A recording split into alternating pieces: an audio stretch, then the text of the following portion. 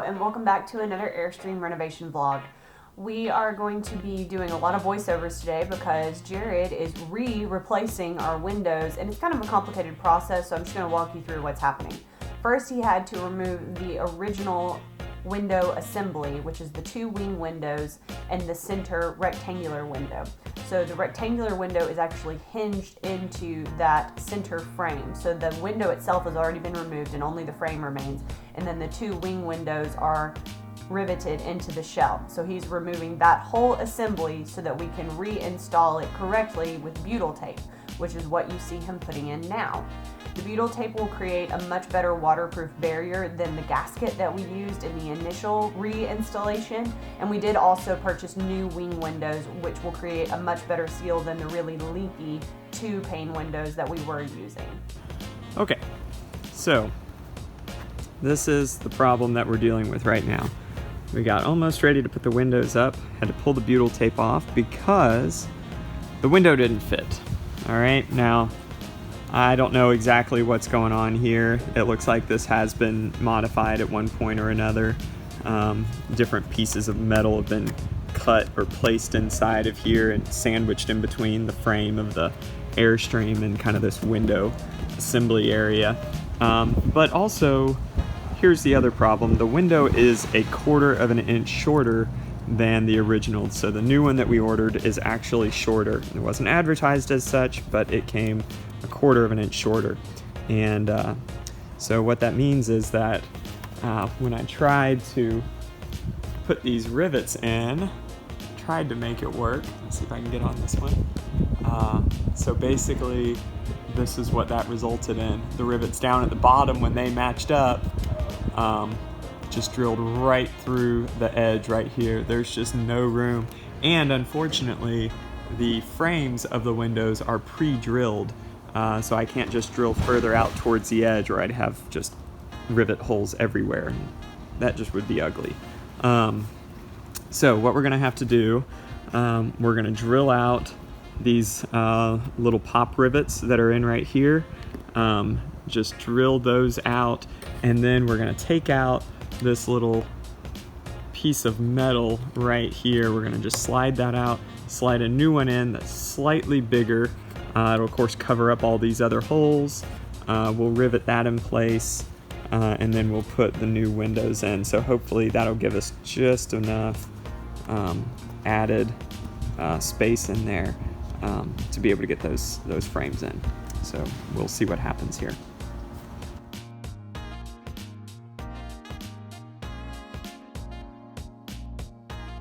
So Jared did create those spacers and installed them around the windows to make this space smaller.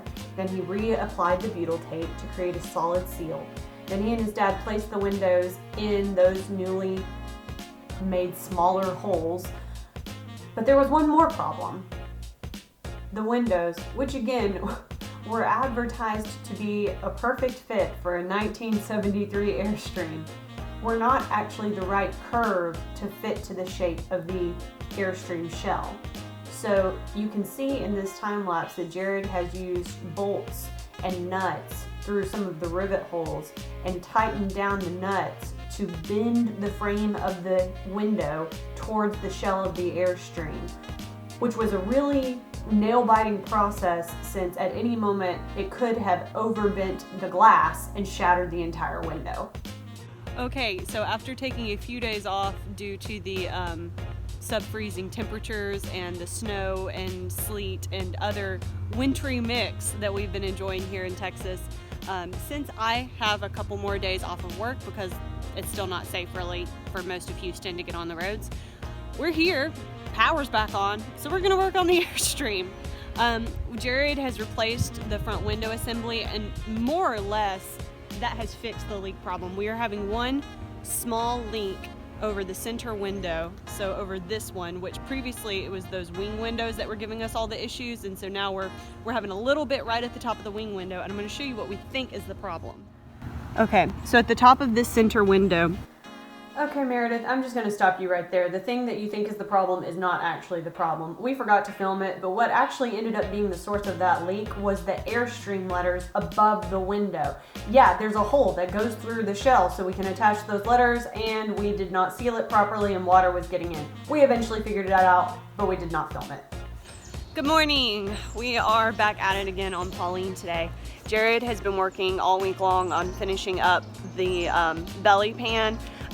I think I may have mentioned it, maybe not, but we discovered that you don't actually fully seal the belly pan. You more just try to mitigate the water in the belly pan because it's just, there's too many openings. You can't seal it 100%. So we've put in vents. He actually installed some fans that hang from the bottom of the subfloor to increase the circulation down there. And we did put some leak seal and some caulk and things like that to just, I mean, we don't want animals in it. So trying to seal it up against most things, but accepting that some water is going to get in there at some point, and we now have a system in place to help dry it out.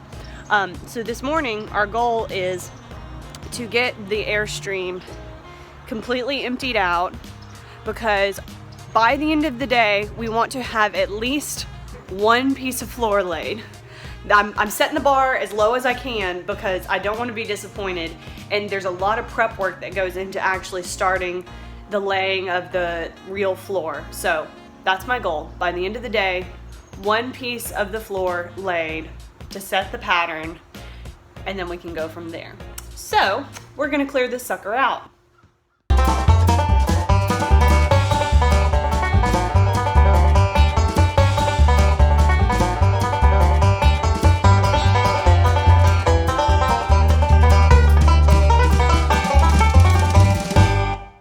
We are all cleared out. Well, I mean, except for Jared's working on putting in that last patch right there, but once he finishes that, we will be all cleared out. Then we will need to clean really, really well because our floor is peel and stick vinyl, and so you need a clean, smooth surface to apply to. And unfortunately, ours has been kind of like a construction zone for the past 3 weeks because of all the work we were doing on waterproofing. But can we all take a moment to celebrate that as of today, there are no known leaks in the shell. There's, you know, the issues with the belly pan, but we've already talked about that. And perhaps there are unknown leaks. I don't want to say that there aren't, but all the leaks we have found have been dealt with. The caulk on the Airstream letters did actually solve that leak above the center window, so we have made a ton of progress. It took a while. That was really frustrating, but we're so glad to finally be moving forward on the interior. I did want to show you what Jared's been working on this week with the underside of the belly pan.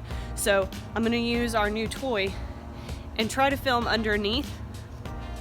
We'll see how that goes. Oh, that's a flattering angle. Ooh! Okay, so we're under the belly pan, and you can see where Jared has caulked around the rivets, and he's done a layer of the Rust-Oleum leak seal, which worked a lot better on the belly pan than it did on the windows. So that's been put on all of these seams, and it got a pretty good seal. We are planning to go back and do another layer or two of that. It's really been a huge benefit to have the Airstream on the pavement this week because we had to move it out from under the trees for the ice storm, and that let Jared do a lot more work without having to roll around on the ground.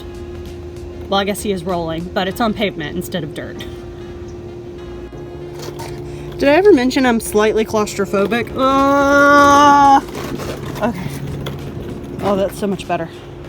All right, so we're looking at right here, these are the patches that we have on the floor for access to down below the floor. And one of the things that everybody knows that we've been struggling with is leaks, especially underneath the floor here. And what we've started to realize is that you just can't seal them up, as we've talked about.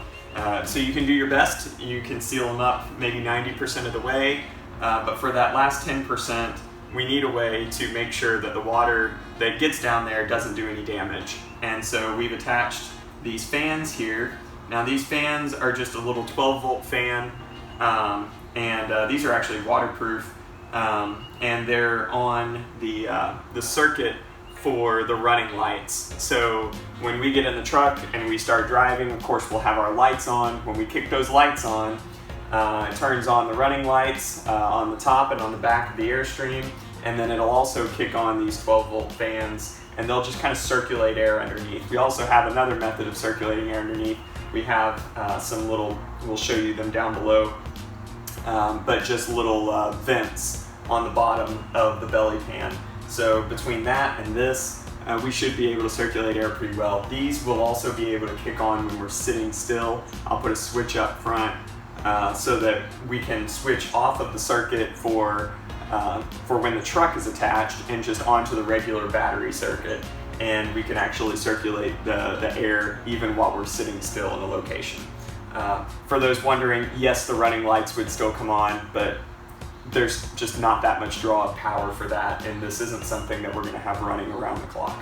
And we kind of like that the lights will come on and remind us that the fans are running, so we don't just leave them on forever. Exactly. Okay, so after that last clip, we put the last patch in the floor so that we have access in the back. And then I took the shop vac with the bristle attachment, and I went literally just square by square along the floor and made sure that we got every single bit of dust and dirt off of it. And then we took a mop and we damp mopped it to get any other little particles that are on there, so it should be absolutely as clean as it has been since it was laid down. And now we are going to start laying floor. So we have laid out a few pieces, kind of dry fitting what we want the pattern to look like and making sure that we're pretty lined up. We're trying to send the point of that arrow, if you're seeing an arrow, I hope you are, down what will be the hallway. We're about to try to lay that first piece. Okay. We marked our corners on the floor.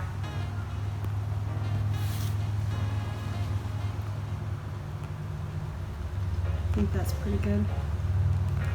Okay. Trying to allow a little bit for where the paper was. Don't allow for much. Right there. That looks really good to me. How's it looking on your other corner? Good. Okay. The first piece has been laid. This is so nerve-wracking. We have a good start.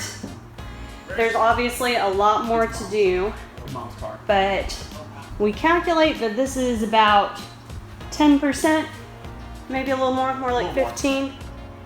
We are loving how this pattern is turning out. Get you a little bit of a close-up.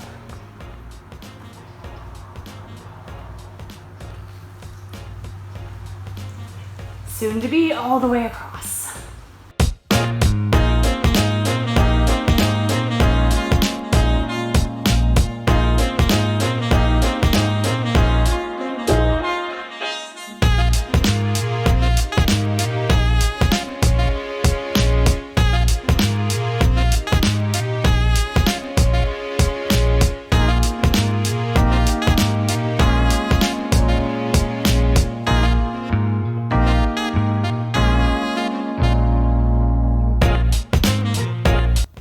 Occurred to me, I haven't really filmed many progress updates, but y'all, we are almost done with floor.